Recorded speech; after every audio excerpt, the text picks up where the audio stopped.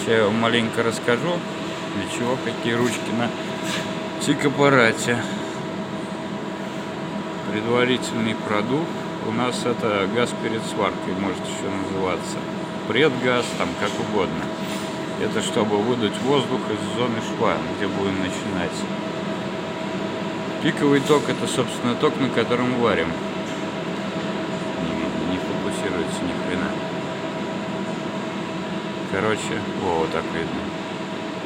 Пиковый ток, ток сварки. Вот его крутим, и у нас меняется ток. Базовый ток — это у нас ток, на котором происходит или заварка кратера, или при использовании импульса. И это нижний ток будет у нас. Вот. Он никак не отображается и обычно на минимуме стоит. Время спада тока — это, как сказать, это время, вот с которого с пикового тока до базового тока падает ток, ток, да, 3 раза ток, еще раз ток. Короче, это время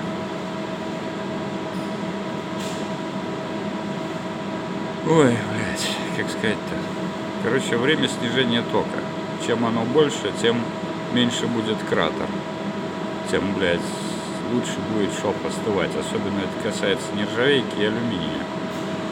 Остальные ручки у нас вообще не видно, они в тени. Вот это, в общем, форсаж. Это форсаж дуги. Он обычно используется в ММА режиме, чтобы лучше электроды разжигались. Это вот ток холостого хода, так называемый. Частота импульса — это у нас вот импульс режим включается. Импульс что такое? Это сварка на 2 токах сразу. В основе идет базовый ток, и для лучшей проварки на короткое время включается пиковый. Вот. Он так, в принципе, и настраивается. Частота, частота и есть. Вот сколько раз в секунду у нас будет меняться сила тока. Вот. Импульс — это длительность импульса, то есть отличие. Базовый импульс — это базовый ток у нас идет маленький, вот, пиковый большой. Чем выше будем ставить импульс, тем больше будет время пикового тока, именно самой задержки в пиковом токе. То есть больше будем проплавлять. Баланс полярности — это, собственно говоря, для оси режима, для сварки алюминия. Баланс полярности — отдельная тема. Вот. Тут, в принципе, ничего сложного. Чем он может быть в процентах, как здесь, а может быть плюс-минус. Обычно слева минус, справа плюс. Ну, либо как тут от 20 до 80.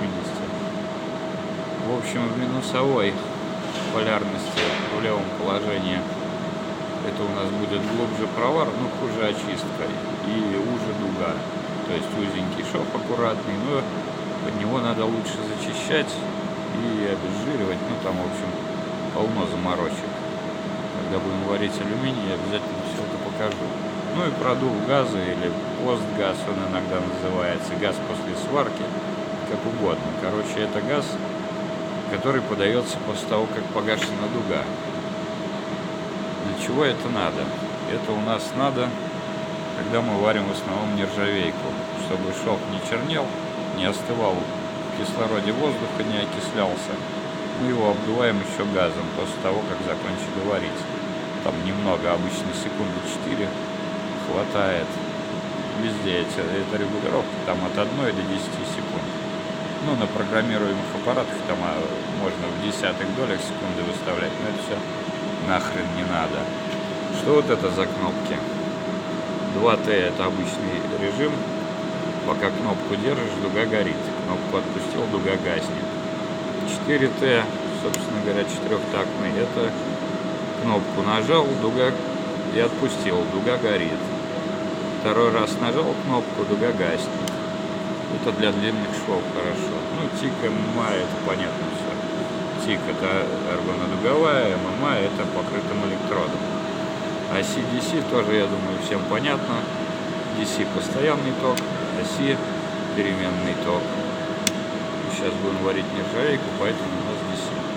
Ну, это обычный режим сварки и импульсный режим сварки. Импульс вообще обычно используется либо для тонкого металла, либо когда надо не перегреть лист. Ну, это такой довольно медленный и нудный режим, поэтому я его редко использую. Ну, в общем, все, пока. Пока.